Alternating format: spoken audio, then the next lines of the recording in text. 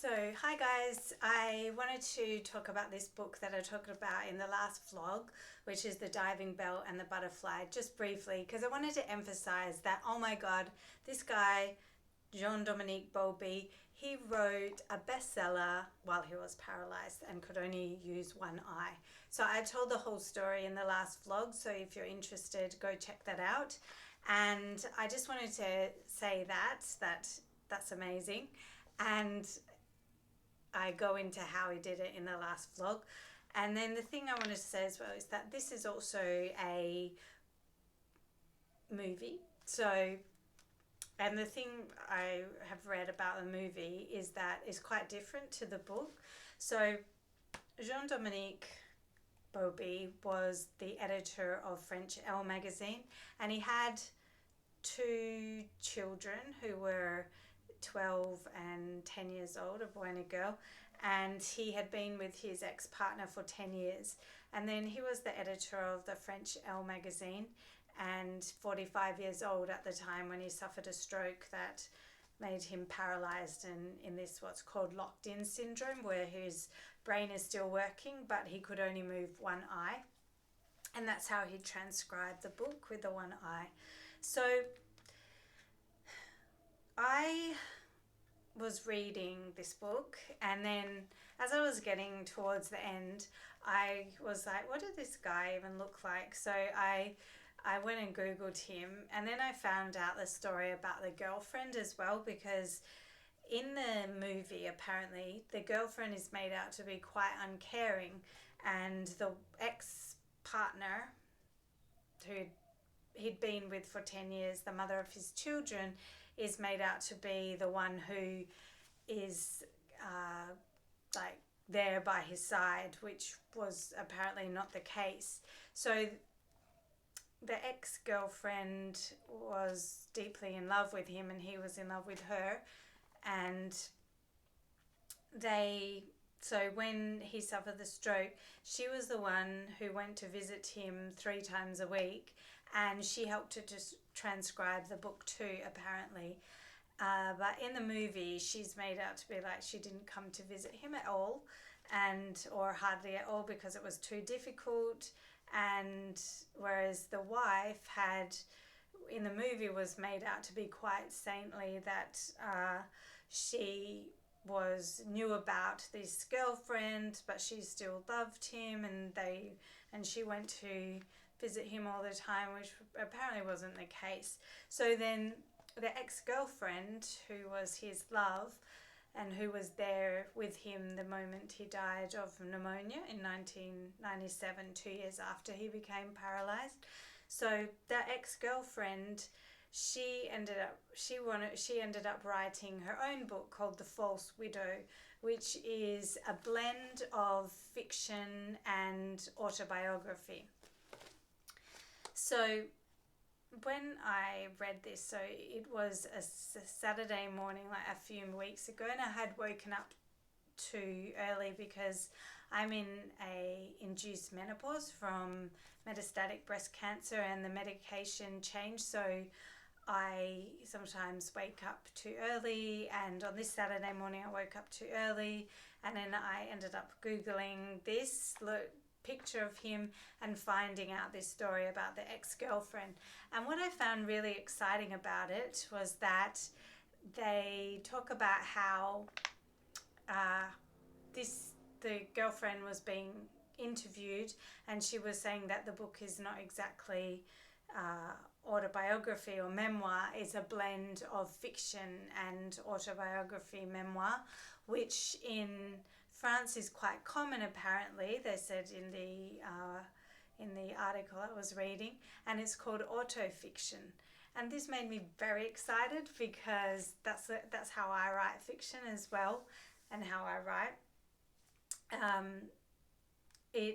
So when I was writing my novel, Wonderlust, I started with my feelings and then I turned it into a novel. So that's the book, Wonderlust, which I released a couple of years ago. It's available on Amazon.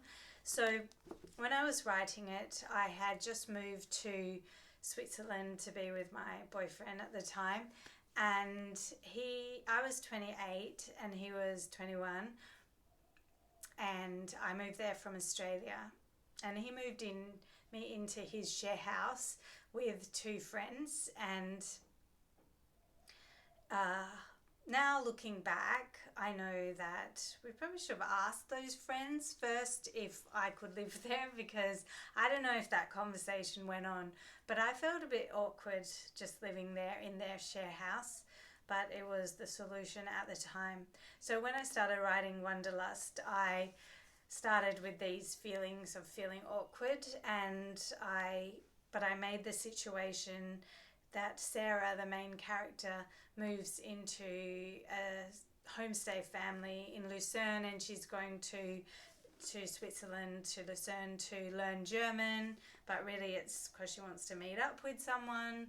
And anyway, she moves in with this homestay family, and she feels quite uncomfortable there. And the homestay family lived next to the forest in Lucerne, in Gutschwald is the forest. The Gooch is the big castle, white castle on the top of the hill that Michael Jackson wanted to buy at one time. Looks like a fairy tale castle.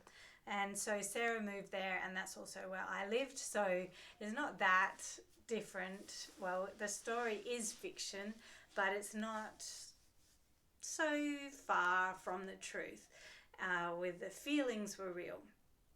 And then the other feelings that I was expressing, so at the beginning, I wanted to write about my boyfriend and I's relationship, and so I found, though, that I was waiting to have fights or waiting for something to happen all the time so that I would have something to write about. So that's why I changed it. And at the time, I read about a guy who used to write about all him and his partner's fights on an anonymous blog, and it was really popular. But I didn't want to write this anonymously, so I ended up not making it about us and about our fights. So the main characters in the novel are, the main female character is Sarah, and then there's a beautiful artist, Bonnie, and then there's Oliver, who's the male character in it, and another guy, Jimmy, as well. So those three main characters, though, Sarah, Bonnie, and Oliver, are not real people. They are just an amalgamation of different people that I knew, or different traits, and myself, and made up. And that's how I wrote Wonderlust, in that way.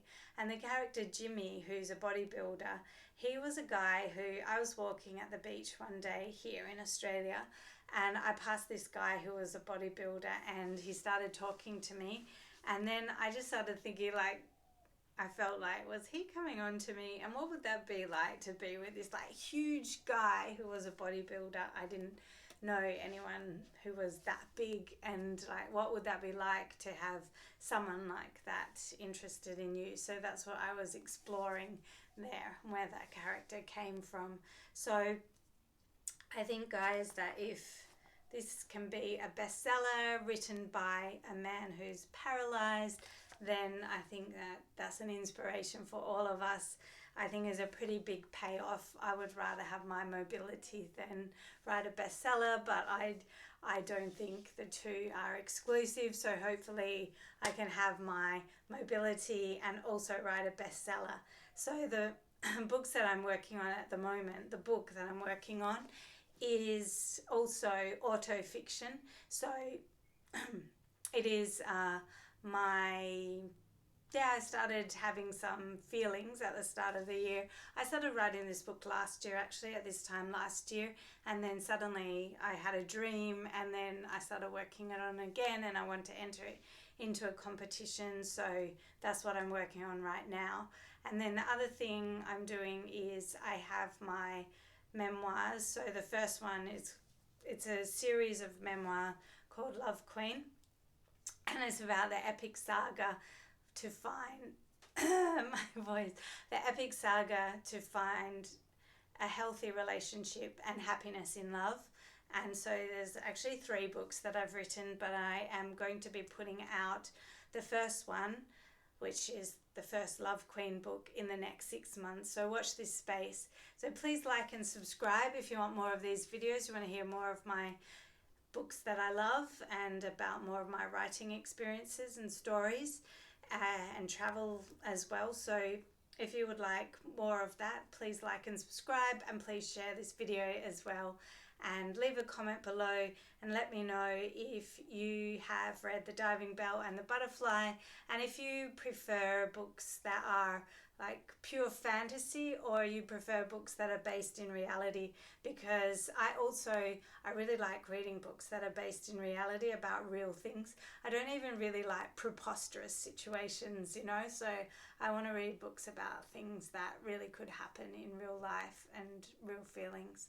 So yeah, tell me what kind of books you like in the comments below. Okay, thanks guys, bye.